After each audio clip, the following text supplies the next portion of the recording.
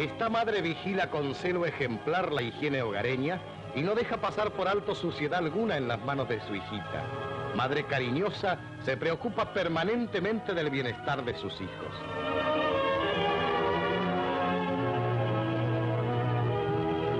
Pero desgraciadamente se le escapa un detalle. Señora, esa canilla abierta. ¿Usted no ha pensado en los niños de otras madres? Agua, agua pura y cristalina, culminación de un costoso y prolongado proceso. No deje que escape a raudales de una canilla abierta por descuido. Ayúdenos, colabore para que sigamos disfrutando de este bien. No derroche agua. Cumplirá así un deber de solidaridad humana y contribuirá también a evitar que sea necesario medirla y cobrarla para garantía de los intereses de la comunidad.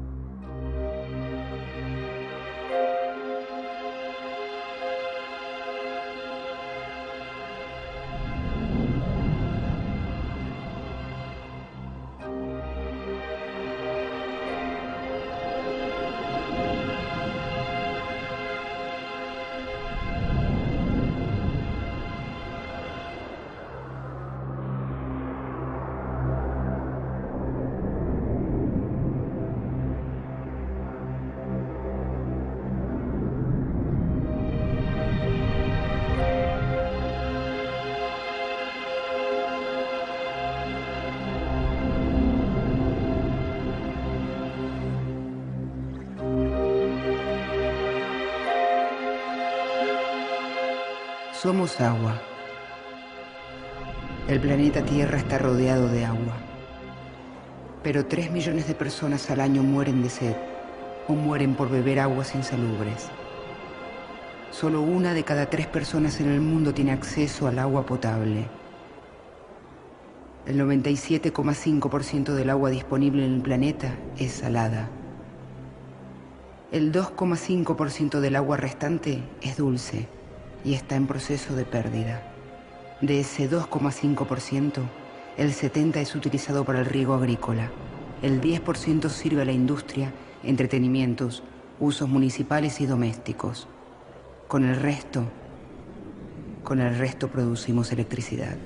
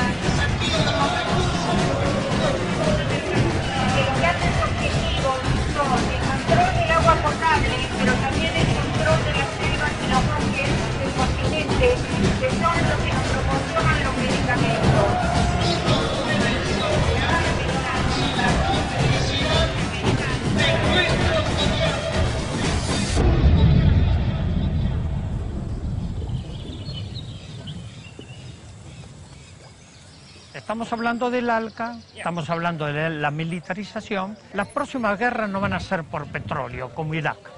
Las próximas guerras van a ser por agua. El acuífero guaraní está localizado en América del Sur, abarcando los 4 países del Mercosur. Su extensión aproximada es de 1.190.000 kilómetros cuadrados. En Argentina, abarca casi la totalidad del litoral, ocupando las provincias de Misiones, Corrientes y Entre Ríos. Al norte, en Brasil, ocupa una superficie de 850.000 kilómetros cuadrados. En Paraguay, 70.000 kilómetros cuadrados. Y hacia el este, en Uruguay, 45.000 kilómetros cuadrados. La reserva de agua dulce es entre 40 y 50.000 kilómetros cúbicos. Es suficiente para abastecer, digamos, a toda la población del mundo, que son 6.000 millones de habitantes, durante 200 años, a 100 litros día por habitante. Para que ustedes tengan una idea también, ese volumen es equivalente a una cisterna, o sea, un tanque, ¿no es cierto?, que tuviera la superficie de la capital federal de Buenos Aires, que son 200 kilómetros cuadrados, y que tuviera 200 kilómetros de altura. Un avión vuela 10 kilómetros de altura. 200 kilómetros son 20 veces más de lo que vuela un jet, o sea, la altura que vuelan los satélites. Es una reserva fenomenal de agua dulce. Cuando África, Sudamérica y el continente antártico se encontraban unidos, un desierto se formó con espesores muy grandes de arena. Al separarse los tres continentes, de la fisura subió lava volcánica, superando las capas arenosas. Luego, la lava se endureció, dando lugar a la formación de rocas basálticas. Más tarde, un evento en el mundo lo transformó totalmente: la glaciación. Los deshielos erosionaron notablemente las rocas, permitiendo el afloramiento de las capas arenosas. El agua de las lluvias comenzó a infiltrarse y se acumuló debajo del basalto. Otros millones de años pasaron y el conjunto de capas arenosas fracturó el basalto, permitiendo que el agua se renueve. Este fue el origen del sistema acuífero guaraní.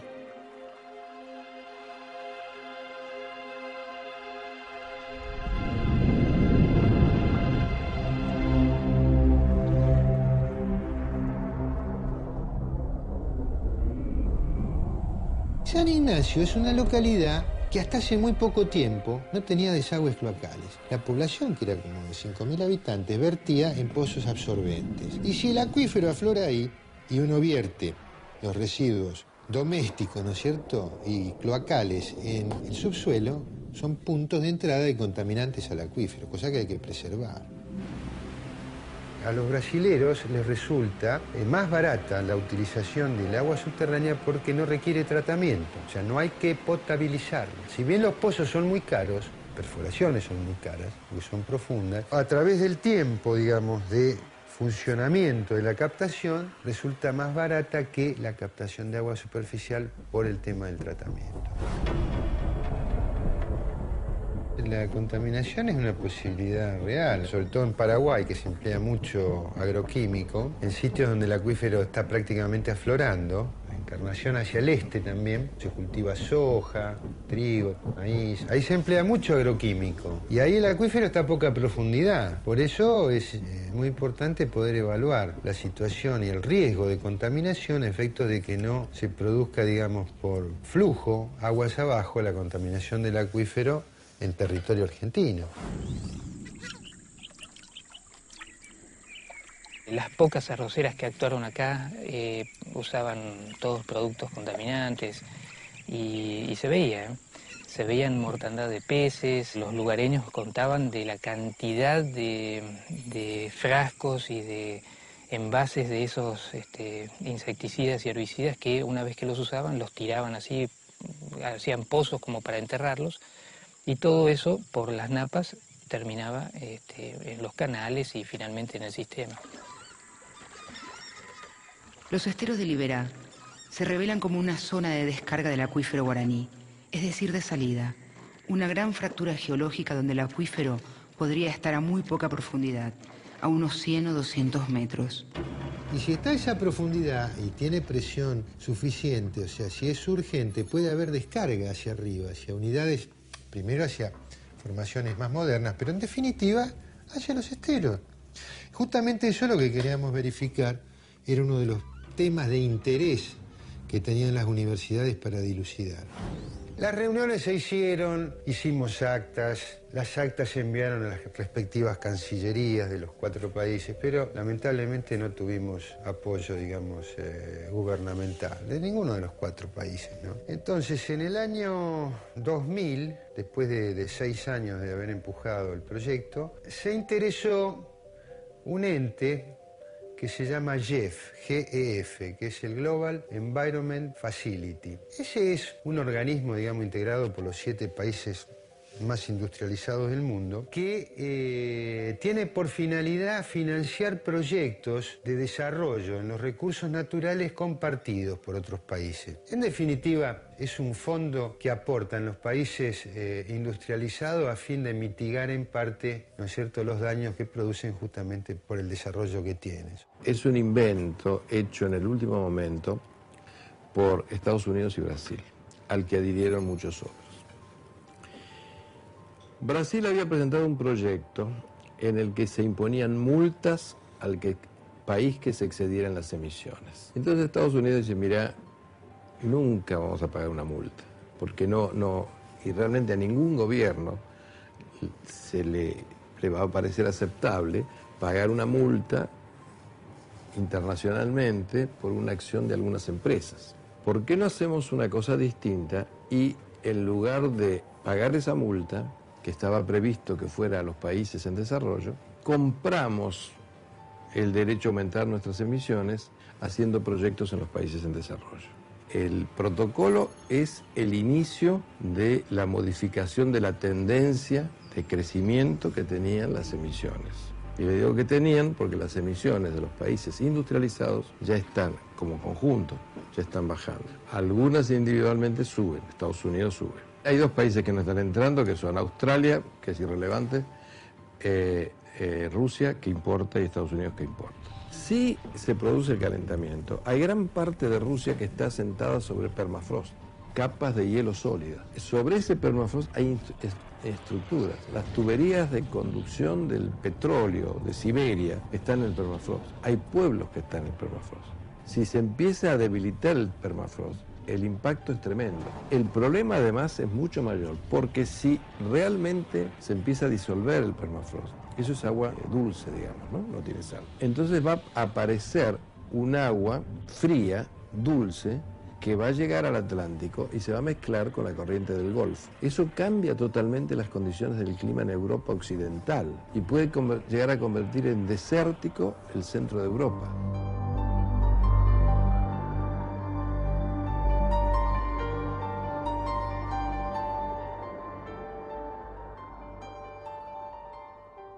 Bueno, el Banco Mundial concertó reuniones, fue acercando, digamos, los distintos puntos de vista sobre el estudio, investigaciones del acuífero, y lentamente fue desplazando a las universidades, esa es la realidad, ¿no es cierto?, que fuimos los que empezamos a trabajar. El proyecto tiene un presupuesto de 26 millones de dólares aproximadamente, de los cuales 13 millones son de donación, 13 y casi 14. Y el resto es contrapartida de los países. El Banco Mundial es un banco. O sea, un banco que quiere, como cualquier banco, tiene su negocio de prestar plata y cobrar intereses. Eso es así. El Banco Mundial no es una obra de beneficencia. Entonces nosotros estamos siempre reclamando que nos tienen que mandar fondos de cooperación. Eso lo reclamamos en todos los foros. Y cuando nos lo mandan tenemos miedo de que sea para apoderarse de nuestros recursos. Ahora ha habido un llamado a inscripción de consultoras y se han presentado consultoras de todas partes del mundo. De Israel, de Canadá, de Dinamarca, de Italia, de España, de Inglaterra, de Estados Unidos. Es un recurso que ha generado una expectativa grandísima porque, bueno, la mayor parte de él está muy cercano, digamos, a la Amazonia brasilera, que es la reserva natural más importante que tiene el planeta, ¿no es cierto? Estos organismos internacionales aportan la mitad de los capitales que va a demandar ejecutar el proyecto en un plazo de 4 años. El monto total del proyecto es de 27 millones de dólares y ese 50% que aportan les garantiza acceder a esa información estratégica. Porque al tener el conocimiento tienen toda la posibilidad de orientar las inversiones hacia dónde, hacia un recurso estratégico que para ellos, para muchos de estos estados, hoy ya es escaso. A nivel mundial, el agua es un recurso, le diría que escaso en muchas zonas. En todos los temas ambientales siempre hubo una tensión entre los países desarrollados y los países en desarrollo, hay que reconocerlo. Tan solo un débil cable los separa de la vorágine. Lo demás queda librado a su propio esfuerzo, a su confianza en sí mismos.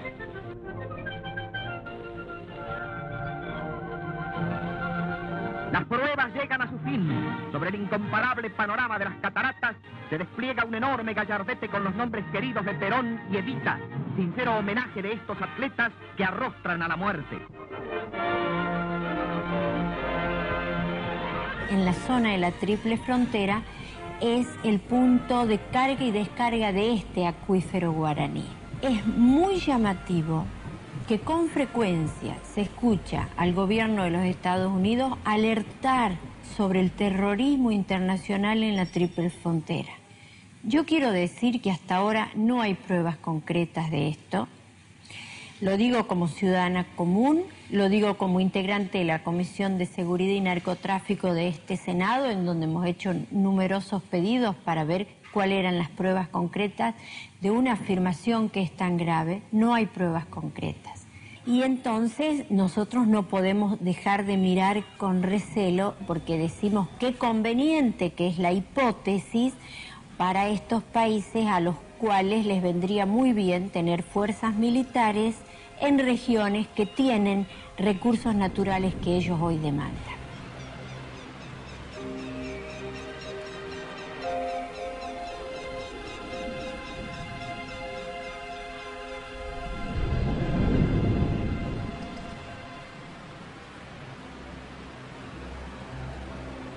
Ana Esther Ceseña, doctora en Ciencias Sociales, propone la revisión de puntos estratégicos en el mundo a través de 3 mapas que superpuestos resultan reveladores. En el primero se localizan los sitios donde los Estados Unidos de Norteamérica tienen asentamientos militares con bases compartidas con los ejércitos locales o efectivos realizando ejercicios conjuntos. En el siguiente mapa aparecen los recursos naturales del planeta, las riquezas como el petróleo, los diamantes, el uranio, las zonas de gran biodiversidad como el Amazonas o Chiapas y los grandes recursos hídricos, incluido el acuífero guaraní. Y en el tercero descubrimos que esas zonas coinciden con sitios de resistencia social a la ocupación norteamericana en sus 2 escenarios de acción, las privatizaciones o la militarización.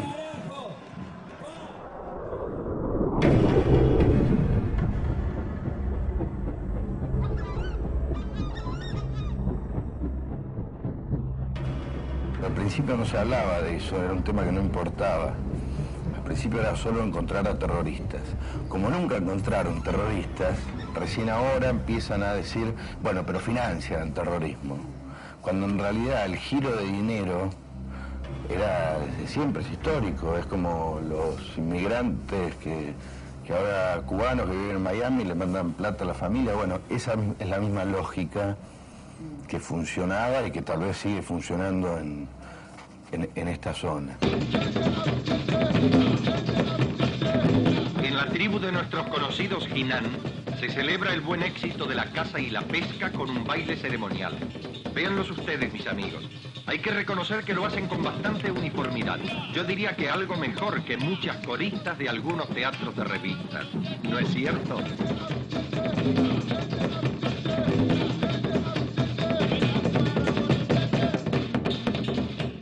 O primeiro árabe que nós temos notícia, ele passou por aqui, coincidentemente, a caminho de Buenos Aires, a caminho da Argentina, para voltar ao Líbano em 1894. Já em 1930, década de 30, já se via uma grande movimentação de mascates. Nós chamamos aqueles vendedores que traziam uma malinha com roupa, com iguarias, com muita novidade para o lugar, né? Então essas pessoas movimentavam naquela época a riqueza do comércio. Então iam de casa em casa vendendo suas coisas e traziam novidades, traziam informações, levavam notícias. Então era realmente um papel, fazia um papel de uma internet hoje. Eram seres humanos que eram internet, nos anos 30. Já em 1950, as primeiras famílias árabes se instalavam aqui, quando Foz do Iguaçu ainda não era realmente essa cidade que é hoje. De la época de Clinton, del gobierno de Clinton, había toda una hipótesis que era la de los países parias, que eran Irak, Irán y Corea del Norte, el eje del mal. El eje del mal fue como lo bautizó ya la administración Bush. En la administración Clinton se llamaban los países parias. Se los veía como países peligrosos para Estados Unidos. Entonces uno piensa, realmente, seriamente pensar que cualquiera de esos países es peligroso para Estados Unidos, es como pensar que nosotros somos peligrosos para Estados Unidos. Es un disparate. Pero, digamos, eran políticas de preparación para una determinada doctrina, una doctrina militar, por eso yo hablo de una estrategia general, por eso hablo de un reformateo del mundo. Bueno, sí, en realidad desde te diría, 97, 98, cada vez que viene un gringo con cargo, habla de la Triple Frontera y dice que ahí es cueva de terroristas, pero hubo un cambio de discurso en los últimos años, porque al principio era células dormidas, 97, 98, 99, 2000, 2001, 2002. En los últimos meses ahora cambia y es financiamiento. Presionan a los otros países para que impongan políticas de seguridad.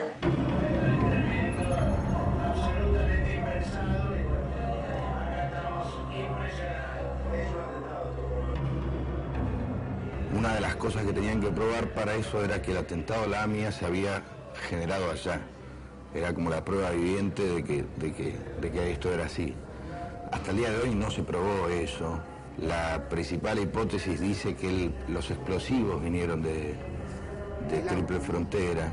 Pero aunque eso fuera cierto, la verdad es que esos explosivos se consiguen en Argentina y no hay ningún tipo de control y los podríamos comprar acá en el conurbano bonaerense com muita maior facilidade que traê-los da Ciudad del Este. Então essa questão da AMIA eu vejo assim muita tranquilidade, uma questão muito pequena. Se em mais de uma década não se apontaram, na época se criou uma notícia de Hollywood aqui em Foz do Iguaçu, na Cidade de Leste, de que haviam células, de que partiu daqui. E eu vou dizer para vocês, se em mais de uma década não se encontraram os culpados, só tem duas razões: ou incompetência ou conivência. Então essas pessoas que buscavam, ou que buscam, ou que criaram essa situação, elas ou deveriam ser afastadas ou penalizadas, coisa que nunca aconteceu também. Então não tem outra explicação. Só essas duas palavras, ou incompetência ou conivência. Supuestamente Estados Unidos no puede intervenir de ningún modo militarmente, tiene espías de la CIA, del FBI, que los árabes ya los conocen, saben quiénes son, claro. Y después están los paraguayos, que es una participación policial muy flexible, por decir algo. Los argentinos que están del lado argentino y ya cansados de mentir, de decir que hay porque no hay. Con lo cual ya mucho tampoco hacen. Y los brasileros, que ya te digo, los brasileros no creen o no quieren creer o no les interesa, pero los tratan muy bien a los árabes y no tienen ningún problema con los árabes. Estados Unidos tiene una red conocida como Echelon, rastrea información desde distintas bases.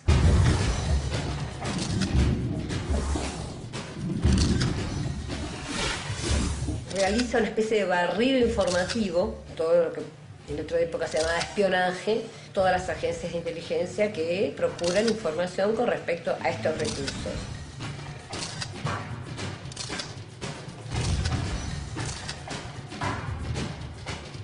Foz do Iguaçu tem esse privilégio de estar sempre sendo cuidada, né?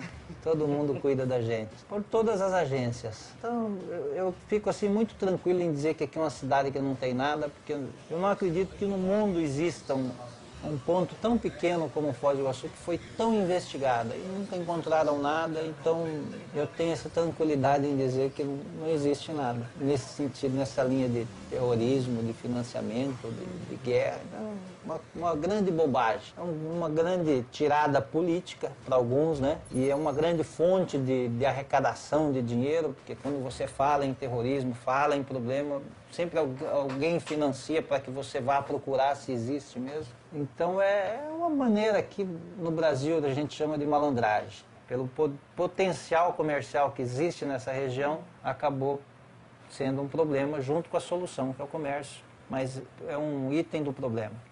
O outro eu vejo como a Itaipu. Essa grande obra, ela é ótima para o país, é ótima para todo mundo. Só que eu vejo ela como a chave do Brasil. Ela produz 25% da energia do país. Então ali você controla a produção do país.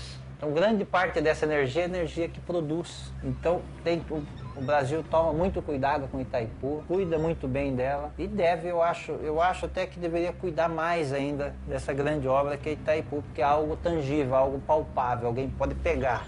En el año 2000, técnicos brasileños elaboraron una red de monitoreo del acuífero Guaraní que se la presentaron al Banco Mundial y que va a ser instrumentada a partir de este año. Esta red implica no solamente el monitoreo de pozos, de gasoductos, de oleoductos si los hay, de hidrovías, de rutas, de accesos, de ciudades, cuál es el ambiente social y económico que tienen estas ciudades, mapa de población. Con esta red de monitoreo, Brasil entregó alegremente al Banco Mundial todo el control del acuífero Guaraní, por supuesto que ayudado por la desidia paraguaya, la desidia uruguaya y la desidia argentina, que no dijo absolutamente nada. E o outro ponto que eu vejo que realmente é o objetivo, eu vou chamar de primeiro mundo, para não dizer um outro nome, seria o aquífero Guarani. Eu acho assim que o aquífero Guarani é o ponto principal dessa questão de estar esse sufocamento nessa região. O petróleo agora do futuro vai ser a água. E no mundo aqui está o maior reservatório de água doce, água potável que existe. Pega uma grande área do Brasil, Paraguai e Argentina. Então essa riqueza também é um objeto de desejo, vamos dizer assim, das grandes potências, porque já destruíram o que tinham. Então eles estão agora nessa caçada desse reservatório.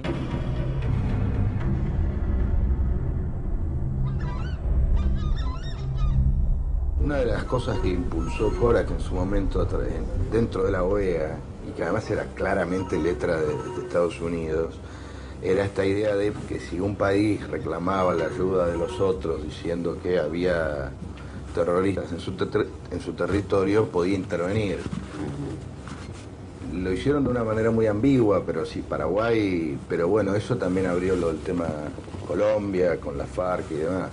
Si Paraguay se le ocurre pedir a Estados Unidos que le ayude a erradicar a los terroristas en Ciudad del Este, legalmente puede hacerlo.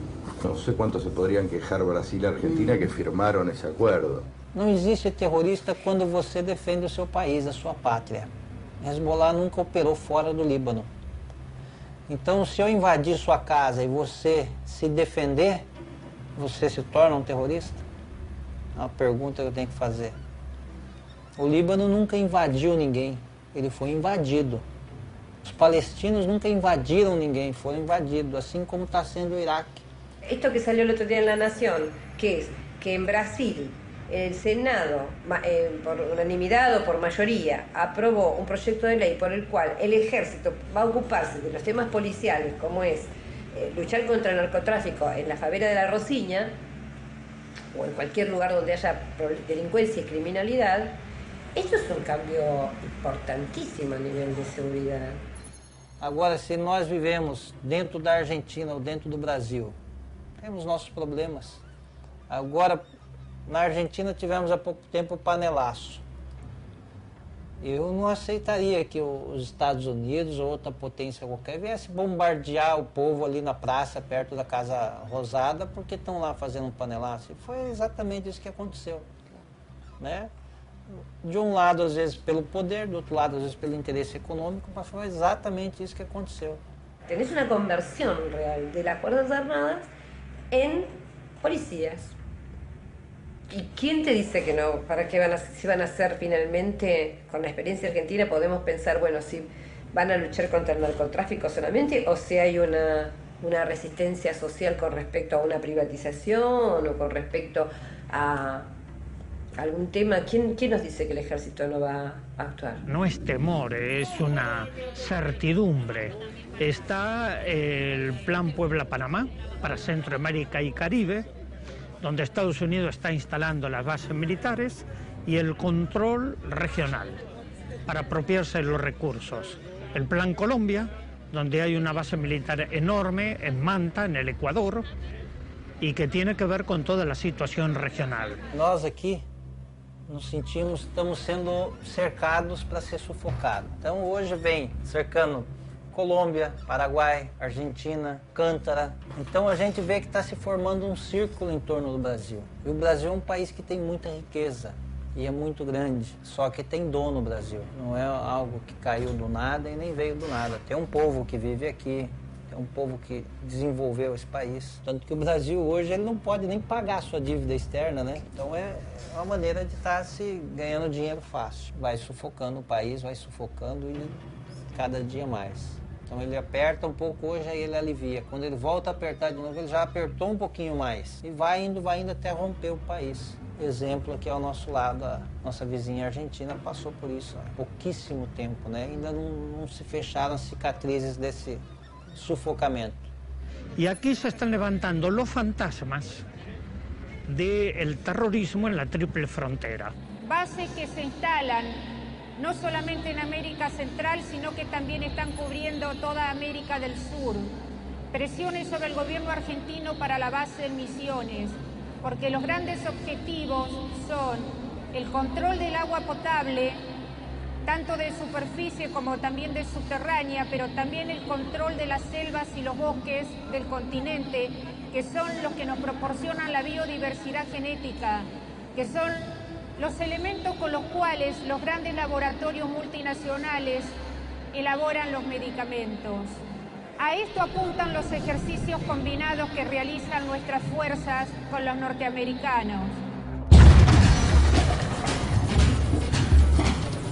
Desde 1989, el Comando Sur del Ejército de Estados Unidos realiza maniobras militares en Argentina sin autorización del Congreso Nacional y asienta sus tropas en zonas estratégicas como Salta, Córdoba, Misiones, Entre Ríos y Tierra del Fuego. Con algunas excusas pueriles, como por ejemplo ayudarnos a combatir el dengue en la triple frontera. Los operativos son presentados como campañas de ayuda social, pero son parte de una estrategia geopolítica a nivel global que implica un fuerte control de los movimientos de protesta, implementación de proyectos regionales como el ALCA y de ocupación territorial junto con el Plan Puebla-Panamá y el Plan Colombia, ahora llamado Iniciativa Andina.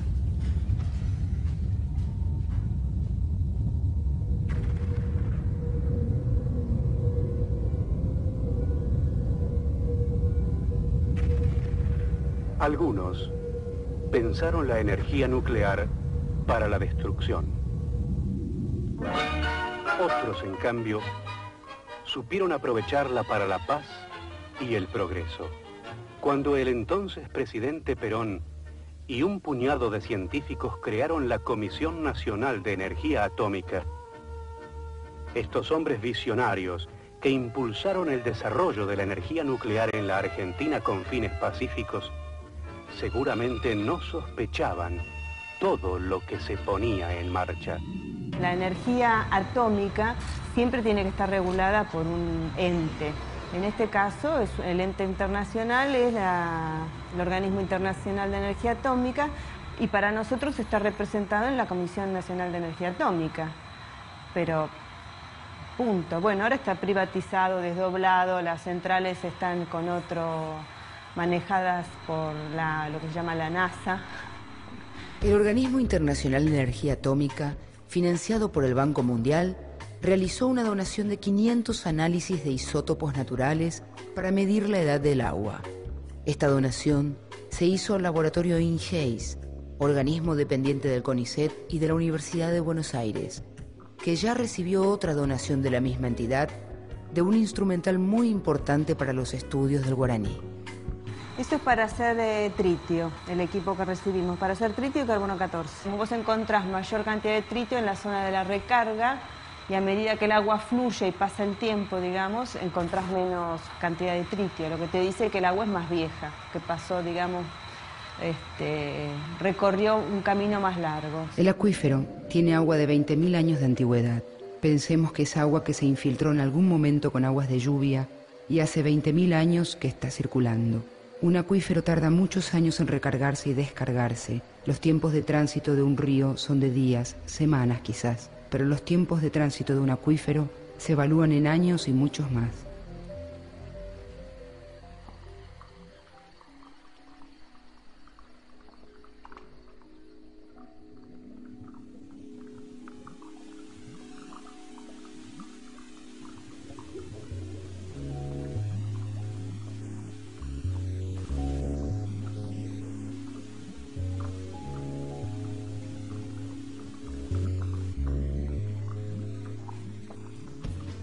Las aguas con temperatura del acuífero Guaraní pueden ser utilizadas para fines industriales o para sustituir combustibles fósiles por energía geotérmica, pero en nuestro país solo son explotadas por el turismo termal. En Federación se hizo un estudio, siempre se creyó que, ¿no es cierto?, había agua termal. En la parte del Uruguay siempre nos dijeron que no, que se fracturaba, con el río Uruguay se fracturaba precisamente el acuífero, que nosotros acá de este lado no teníamos posibilidades de tener agua, porque yo hace más de 50 años que tienen agua termal. Se hizo un estudio de minería, ¿no es cierto?, que en ese momento lo hizo YPF, porque ellos hacían buscando petróleo, lo hacen. Y bueno, y ahí se detectó que había unas posibilidades muy grandes de tener agua termal. Realmente se tomó la decisión, la tomó Federación, que fue a la cabeza, en hacer el pozo termal, con un endeudamiento realmente monstruoso para el momento, porque costó $1,5 millones traer la empresa desde el norte de Brasil para que hiciera el pozo. Fue una cosa muy arriesgada, porque realmente si no salía agua termal, se tenía que ir, es el que estaba. A eso que llaman aguas termales, en realidad no son aguas termales, porque las aguas termales son aquellas que tienen una temperatura distinta de aquella que le correspondería de acuerdo a la profundidad que está. Pero de cualquier manera, bueno, es agua que, claro, se vuelca en una piscina, ¿no es cierto? Y en pleno invierno uno puede estar bañándose a la intemperie con una helada fenomenal en el mes de julio, porque el agua, claro, el agua tiene 40 grados, sale del pozo con 40 grados, la piscina tiene 30, 32 grados, está fenómeno ahí adentro, ¿no es cierto? Una vez hecha la extracción, el agua no dejará de salir, y lo que no se utilice para fines termales será desechado a un arroyo y luego a un río, donde se mezclará con aguas contaminadas, perdiendo todas sus propiedades. Lo ideal sería que haya una ley que diga, no, miren, ustedes no pueden hacer un pozo tan cerca, primero porque si se hacen 2 pozos tan cerca empezamos a perder presión del agua de surgencia. Y segundo, tenemos que decirle, bueno, desarrollen otra actividad que sea complementaria a lo que es el desarrollo turístico de Chajarí. Porque si no, estaríamos nosotros incurriendo en decir, bueno, hay un pozo al lado del otro, hacemos una diversificación de la oferta, la gente no sabe bien dónde ubicarse, y de pronto lo que tiene es que con el año no son sustentables, no son sostenibles en el tiempo, y comenzamos a tener los graves problemas como han tenido otros centros turísticos que han querido desarrollarse y no han podido. Conclusión, ¿tenemos norma o no tenemos norma para los recursos subterráneos? Sí tenemos normas. ¿Cuáles son las normas? ¿Hay norma especial? No, no hay norma especial. ¿Hay norma especial para el acuífero Guaraní? No hay norma especial para el acuífero Guaraní. ¿Hay norma especial para los recursos subterráneos en general? Tampoco la hay. Nuestra Constitución, en su artículo 41, establece que todos los recursos de agua del territorio nacional serán declarados recursos estratégicos nacionales y pertenecerán exclusivamente al patrimonio de la nación argentina. Pero también establece que los recursos son de cada provincia que la posea. De hecho, hay un proyecto muy interesante de la senadora de Jujuy, Arancio de Vélez, para declarar todo lo que es agua potable, tanto de superficie como subterráneo, fundamentalmente el acuífero, como patrimonio de todos los argentinos. Recurso estratégico, patrimonio de los argentinos. Las provincias se han negado a tratarlo y el proyecto está encajonado desde el año pasado en el Senado porque no pudo pasar por el Senado, porque la Constitución nuestra establece que los recursos naturales son propiedades de las provincias, pero también establece que tiene que haber marcos regulatorios, que hay que dictar una norma regulatoria que no se ha dictado. Cuando nosotros hicimos esto, ni siquiera existía lo que hoy existe, que es el concepto de guerra preventiva, perfecta excusa para intervenir estados donde no hay guerras, perfecto paraguas que puede utilizarse cuanto más venga la versión del terrorismo en la triple frontera, y ante todo lo que se puede venir, Yo creo que un proyecto que ya dejó establecido que este es un recurso estratégico de la nación argentina, nunca va a estar de más como precaución y para nada es atentatorio de lo que es la autonomía provincial y el derecho que tienen sobre los recursos en sus territorios. Sí, por un lado está que dice, bueno, el Estado llega hasta el centro de la tierra, cono hasta el centro de la tierra, todo lo que esté dentro de las fronteras del Estado hacia abajo es territorial. Otro dice, no, bueno, llega hasta donde técnicamente puede ser explotado por el Estado. Esto dependerá entonces, es funcional. Si el Estado tiene más capacidad de explotación, podrá explotar más. El que tenga menos, explota menos. Entonces un Estado va a ser más profundo y otro Estado puede ser menos profundo. Es una posibilidad. Y además esa profundidad puede ir avanzando. Es decir, si el desarrollo de tecnología va a ir creciendo en profundidad. Sobre esta discusión se desplegaron una serie de estrategias. En general, las estrategias, los mayores estrategas o los que tienen las estrategias más refinadas, sobre todo a partir de la década del 80 y 90, son las grandes multinacionales.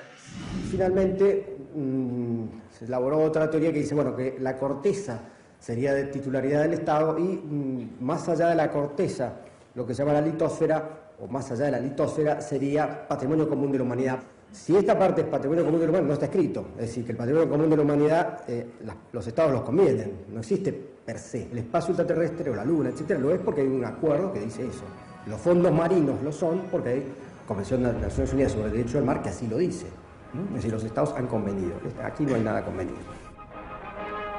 Todo lo que hacían Neil Armstrong y Michael Collins en Buenos Aires estaba ahí, pero también estaba en otro tiempo y en otro espacio.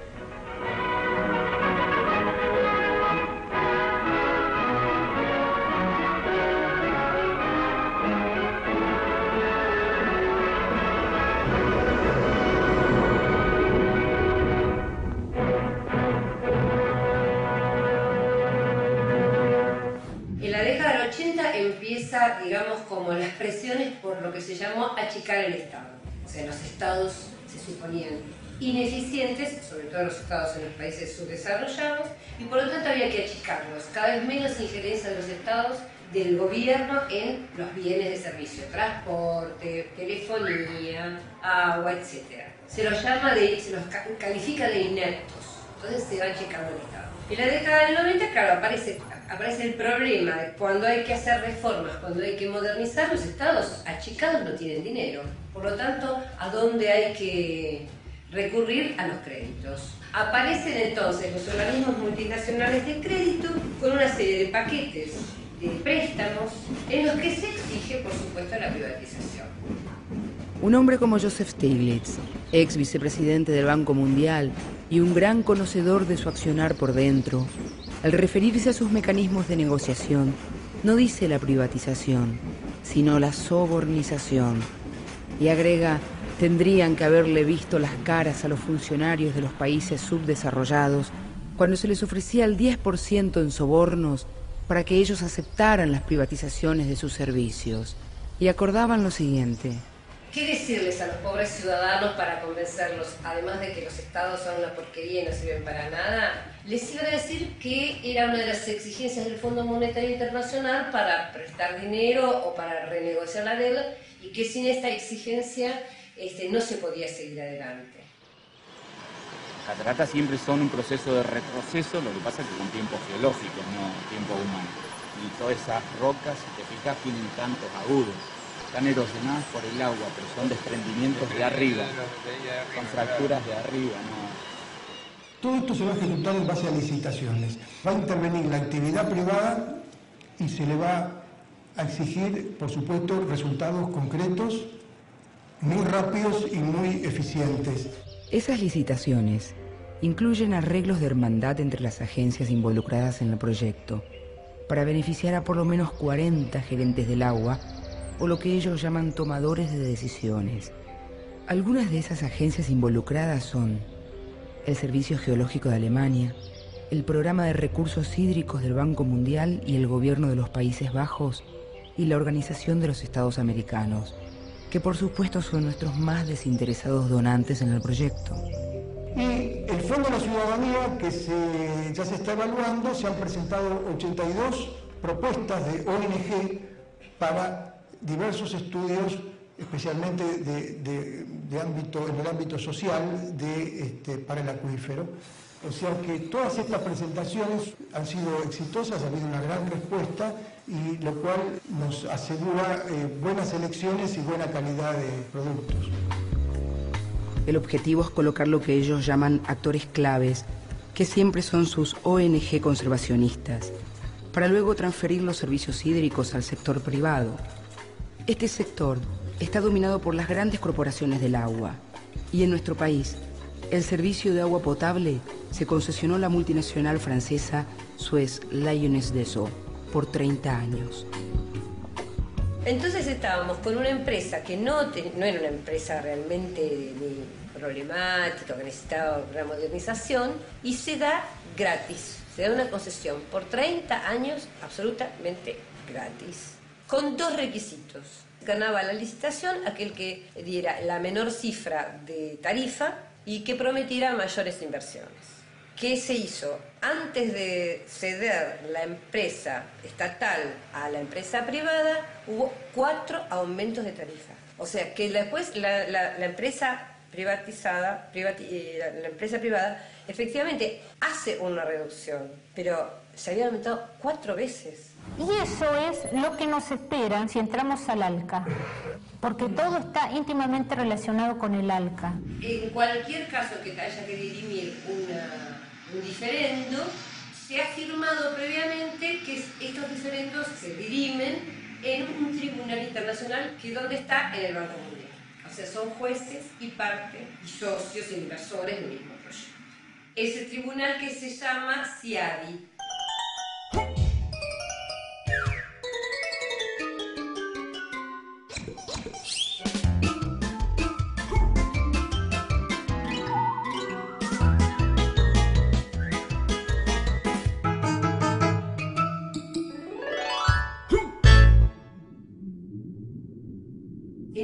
En otro marco se pelea el mismo combate.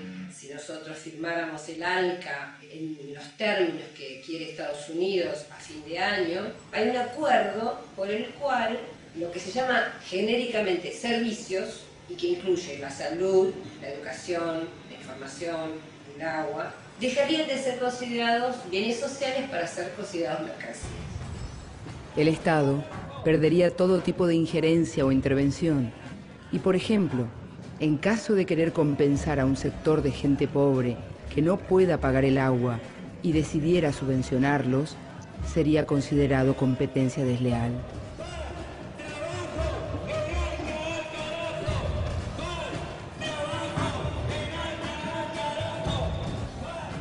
Menem había firmado un acuerdo con una empresa multinacional para que por acueducto se trajera agua de los lagos santacruceños para llevar a buques cisternas y llevarlo a Estados Unidos. El gobernador, el actual presidente, entonces gobernador, dijo que no correspondía porque eso era un recurso estratégico y pertenecía a la provincia, de acuerdo a la Constitución. La provincia de Santa Cruz fue demandada ante la Corte Penal de Nueva York, porque esa era la corte que había aceptado en caso de controversia el gobierno argentino, a pagar 28 millones de dólares. La sentencia ha sido apelada, todavía no se sabe el final. Porque muchos hacen hincapié en los aranceles. El tema no es el de los aranceles y de los subsidios. La parte peligrosa del ALCA está en los capítulos que no se tratan abiertamente, en los que están escondidos. ¿En qué son? Los de competencia, los de inversiones, los de solución de controversias, que establecen que un gobierno debe permitirle a una empresa multinacional invertir en donde se le ocurra. Por la solución de controversias, los gobiernos nacionales renuncian a dirimir bajo leyes propias todo problema que tenga con una empresa multinacional y aceptan como árbitro a la Corte Penal de Nueva York. El zorro cuida a las gallinas.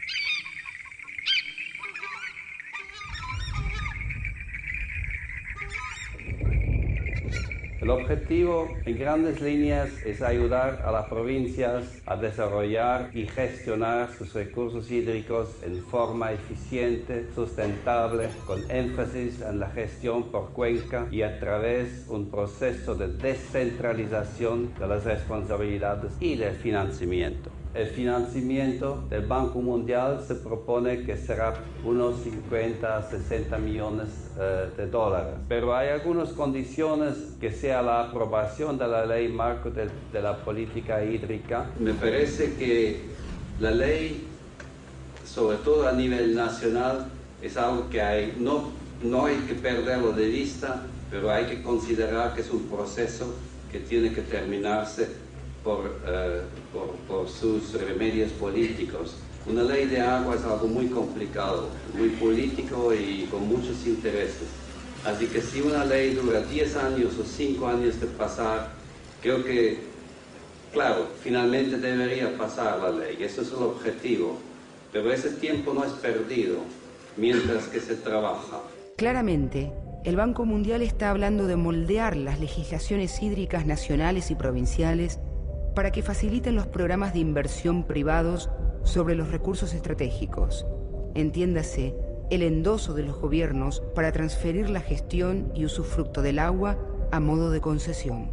Va a haber un fuerte énfasis, como dijo Peter, en el primer tramo del financiamiento, el poder llegar a hacer realidad todas esas medidas, concretar esas medidas no estructurales. Es una palabra, en vez de decir, cuando usted esté listo para afrontar lo que se necesita para llevar adelante una obra, venga y avísenos. No, la idea es lo contrario, es decir, lo vamos a ayudar a ser elegible. Estos depredadores no buscan la presa, son oportunistas. Su estrategia consiste en quedarse quietos y esperar que caiga. Todo lo que pase cerca y ellos consideren que de un bocado lo pueden tragar, lo toman. Si no, quedan quietos. Y no es que necesiten demasiado para saciar sus requerimientos energéticos, porque es a la inversa nuestra. De lo que incorporan, un 20% lo utilizan para recuperar la poca energía que pudieron haber gastado, y el resto lo guardan como reserva de energía. Porque hay un enemigo de ellos, aparte del hombre, que es el frío. El frío si los agarra mal, los mata. Yo no sé hasta ahora cómo va a ser, se está hablando, no sé cuánto dinero se está hablando, no me acuerdo el monto ahora. Depende de qué es lo que hay que darle a cambio de eso. O sea, nosotros somos conscientes de que hoy por hoy las direcciones hidráulicas, todas las autoridades hídricas provinciales estamos desfinanciados, cuesta conseguir computadoras, cuesta conseguir camionetas, cuesta ejercer ese control, ese monitoreo, esa autoridad ambiental, esa autoridad de recursos hídricos, cuesta renovar todo el parque automotor. Por ahí hay prioridades que siempre dice para qué una camioneta a ustedes, si falta para la policía, y bueno, por ahí entra en la balanza, si una ambulancia, nosotros, o sea, somos provincias pobres, la mayoría, por ahí siempre decimos que si el financiamiento es claro y transparente, yo digo que sea bienvenido sea. O sea, siempre y cuando no se comprometa nada de parte de Corrientes, en el caso particular de que tengamos que dar una contraparte, como ayer pregunté, bueno, no. En contraparte no podemos dar nada, si totalmente con las deudas que venimos arrastrando de años, no. O sea, y si es subsidio y si es claro y transparente, por ahí han cambiado su metodología respecto a años anteriores, que es lo que se le preguntó, y bueno, por ahí si vieron un error de cómo actuaron de años anteriores, quieren resarcirse de ese error. Bueno, te vuelvo a decir, yo en ese aspecto, nosotros somos provincias pobres, casi todas, salvo Buenos Aires, Santa Fe, Córdoba y Mendoza, lo demás, charlando entre nosotros, ser autoridad de aplicación del Código de Agua, a veces que cuesta.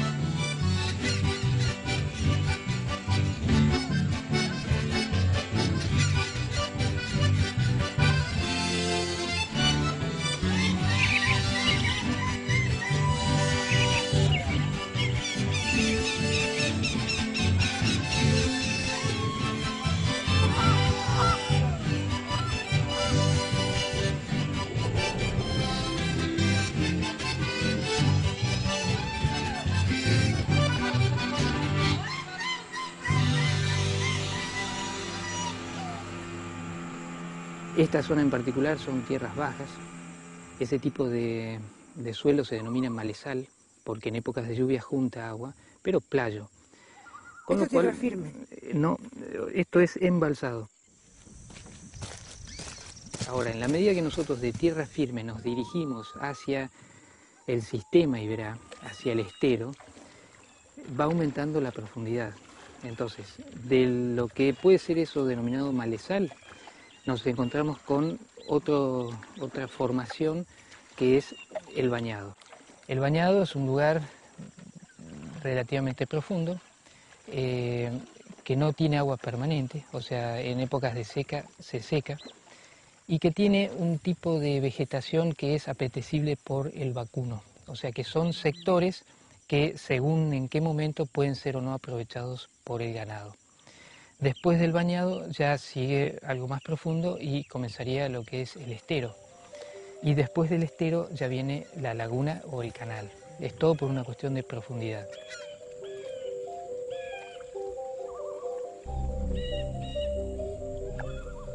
El sistema Iberá tiene 13.000 kilómetros cuadrados, son 1.300.000 hectáreas. Es una reserva provincial por ley. Pero esa reserva provincial tiene propiedades privadas.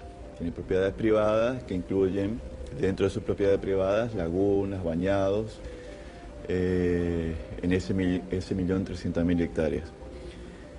En estos últimos 2 años se ha vendido propiedades privadas en intercambio, un libre compra-venta entre el privado y Conservation Land Trust de Douglas Tonkin, que ha adquirido, según dicen las versiones, no se tiene todavía los datos, cerca de 200.000 hectáreas a fines del año 2003.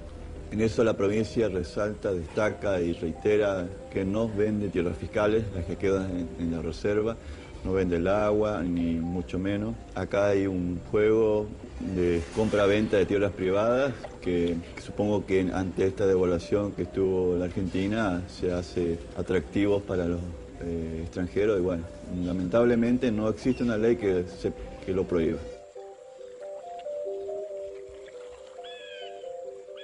Tompkins es un americano que hará cosa de unos 2 años empezó a comprar campos acá o sea, sé que ha comprado en Chile, en el sur y qué sé yo, pero acá en la zona, en lo que hace al sistema Iberá, comenzó comprando campos.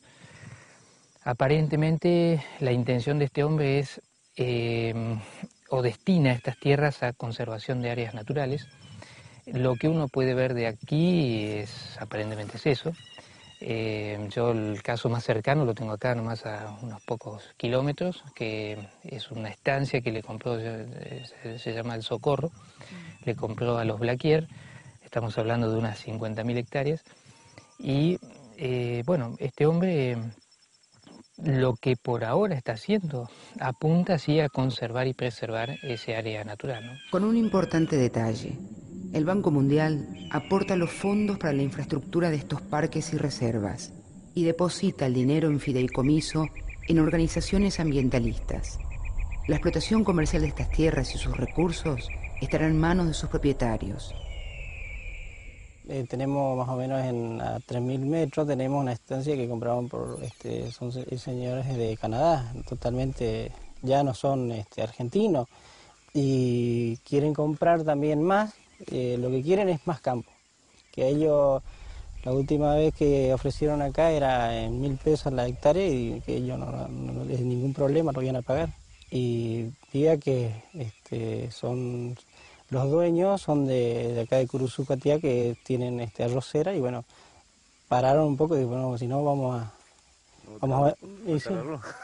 no, y vender todo a extranjeros, porque yo creo que los argentinos también podemos trabajar y salir adelante. No sé si la plata de los demás vale. En la zona de Mercedes hay un suizo que compró, después hay otros americanos que compraron sobre este mismo sistema a la altura del río Corriente, que están haciendo pesca. Digamos, no es al estilo de Tompkins, que estamos hablando hoy de algo así de 180.000 hectáreas. No es una chacrita. Y si puede, compra más. O sea, no compra porque no tiene quien le venda, pero lo que no tiene límites muy precisos es la reserva en sí. El tema de las propiedades privadas es que dentro de ese límite de la reserva quedan incorporadas tierras privadas. Todo propietario que esté dentro de la reserva, digamos, debería someterse a aquellas restricciones que implica el estar dentro de una reserva, en cuanto a conservación y preservación de la fauna, la tierra, lo que fuere. Eso, llevado a la práctica, es bastante difícil, porque el productor quiere seguir sacándole rédito a la tierra, entonces sigue haciendo su arroz, su forestación, su ganadería, y todo en detrimento de esa conservación, porque, digamos, se puede hacer todo un manejo sustentable del tema, cuando hay una buena planificación. Pero ¿qué ocurre? A un productor, de repente, que tiene que hacer arroz, por ejemplo, con las reglas de juego del mercado, es como que lo inducen a que él tenga que hacer una diferencia con respecto a sus otros colegas productores que quedaron fuera de la reserva y no, digamos, no está en igualdad de condiciones, porque a él de repente lo obligan, o por lo menos no es que hoy lo obliguen porque no se está aplicando con toda la fuerza de la ley, pero de hacerlo, él quedaría obligado de repente a usar productos orgánicos, o sea, no contaminantes, mientras que los que están fuera de la reserva podrían seguir usando los productos agroquímicos de toda la vida que contaminan. Esos productos no contaminantes son carísimos, o sea que él ahí tiene, digamos, una posición bastante desventajosa con respecto a los demás y al mercado ni que hablar.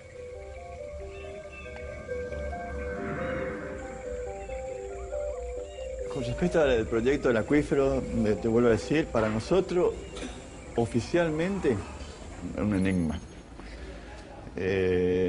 No sabemos nada, salvo lo que todo el mundo puede saber accediendo a las páginas web, que no sé si está todo puesto ahí. Sí. Lo que pasa es que yo lo veo a esto un curso de consultora nomás. Yo lo veo por ese lado. Todo el sistema. Todo el proyecto, sí. Es como, no sé si ustedes están sabiendo, el otro, el CICPLATA, la Comisión Interjurisdiccional de la Cuenca del Plata, sí. Hay 15 millones de dólares del JEF. Cuando nos invitan a las 15 provincias de Argentina que integramos la Cuenca del Plata, ya nos enteramos que nos están haciendo una fiesta en nuestra casa.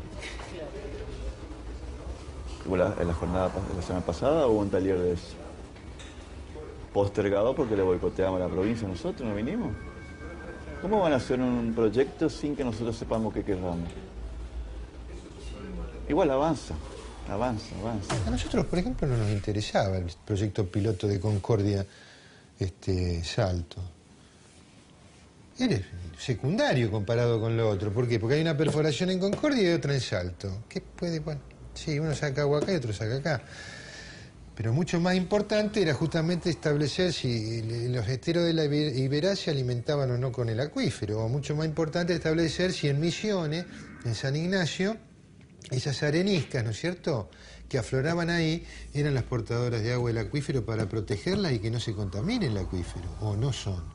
Tenemos que tener en cuenta, y eso dirigido un poco al sector de investigación, que los investigadores se deben a la sociedad.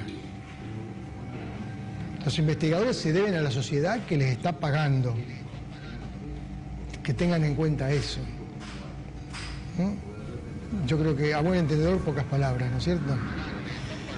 Quiero creer que los científicos de nuestras universidades actúan de buena fe, quizás como los sueldos son buenos y en este país la educación está tan devaluada y los sueldos son tan bajos de científicos, de docentes, ya sea de escuela primaria, secundaria o universitaria. Quisiera creer que es de buena fe, pero yo no creo que los científicos ignoren qué es el Banco Mundial, a quién responde y qué representa. Muchas reuniones, viste, todo muy lindo, se discutía en las reuniones, pero después todo por galería. Porque la de verdad que después se sentaban ellos, ya una gringa de no sé qué origen tiene, alemana, a Karen Kemper, y escribía ella las cosas, viste, con otros 2 o 3 de allá y algunos que de las consultoras, no sé, pero Vos discutías, viste, proponían los representantes de los países, pero después, viste, la realidad es como decís vos, como los árabes. O sea, yo lo que sé es que todo el terrorismo era un blef. ¿Para qué? Es tu tarea averiguarlo. La verdad que no lo sé. ¿Sos terrorista? Ahora estoy de ferias. Estoy de vacaciones. También se dijo en un momento, dentro de las versiones extrañas, le repito que he escuchado, que hubo un artículo de alguien que decía que todo lo de la Triple Frontera en realidad era un pretexto de países desarrollados que querían llegar al acuífero guaraní por ese medio. Lo menciono para que vea usted la cantidad de versiones a las cuales da lugar el acuífero, pero sinceramente no hay absolutamente ningún asidero de semejante versión, que por suerte no ha cundido, así que me alegro. La Cancillería ha decaído fuertemente. El canciller ha hecho hace poco un documento sobre política exterior donde no se toman en cuenta los temas del medio ambiente. Nos están imponiendo el pensamiento único, que no hay salida en esta globalización de las políticas de los mercados y de los grandes intereses y corporaciones. El verso de la globalización, que es un ejemplo bien clásico, nos indica que no tenemos que llevarnos dos veces por delante la misma pila, ¿no es cierto? Porque la globalización fue todo un esquema filosófico que desarrollaron justamente los países desarrollados para su propio beneficio. Según Naciones Unidas, en el año 2025 va a haber el 56% de la demanda va a ser superior a la oferta de agua. Esto es un dato, digamos, preocupante, que nos lleva directamente a decir, bueno, si esto va a ser tan escaso, ¿cómo va a ser la pelea por eso escaso, no?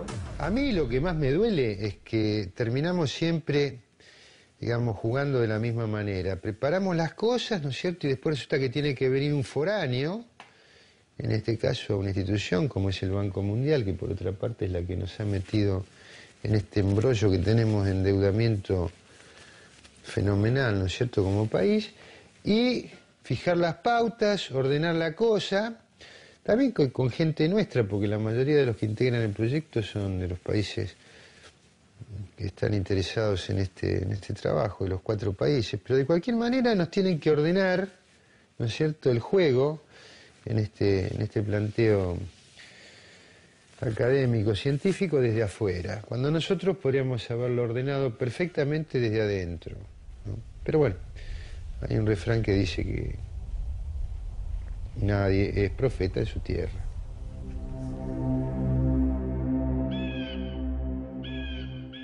Nuestro Servicio de Inteligencia del Estado tiene un presupuesto anual de $80 millones para investigaciones que parecen dispersarse en el tiempo. ¿Por qué nuestras universidades no pudieron obtener tan solo $6,5 millones para completar los 27 millones que demanda el estudio del acuífero guaraní entre los 4 países del Mercosur? Un estudio que nos posiciona entre los países más privilegiados, con una proyección de abastecimiento de agua potable para todo el planeta por 200 años. Pero hemos vuelto a recurrir a organismos financieros internacionales. Tendremos quizás que resolver la pregunta provocadora de las ciencias: ¿por qué si podemos recordar el pasado, no podemos recordar el futuro? O por lo menos, anticiparlo.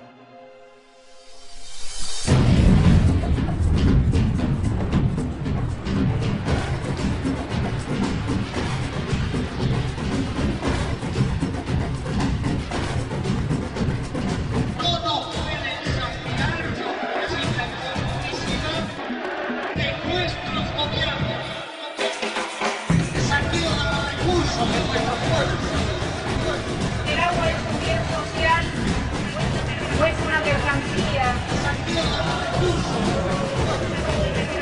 Los grandes objetivos son el control del agua potable, pero también el control de las selvas y los bosques del continente, que son los que nos proporcionan los medicamentos.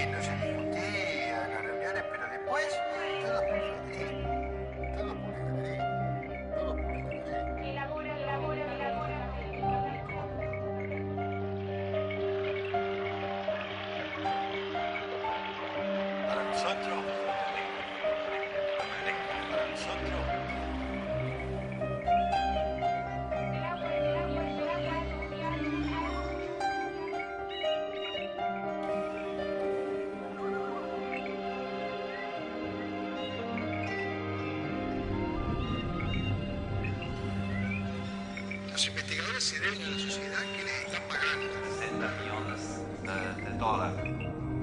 Yo creo que a un entendedor pocas palabras, ¿no es cierto?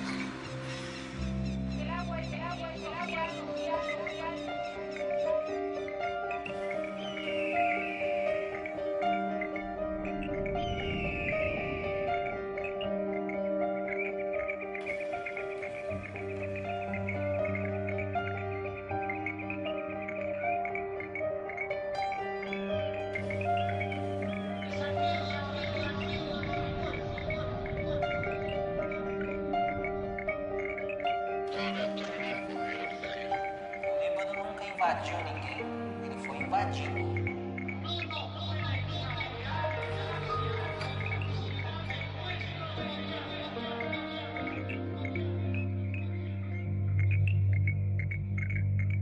Agora estou de férias, estou de vacações. Solicita la investigación.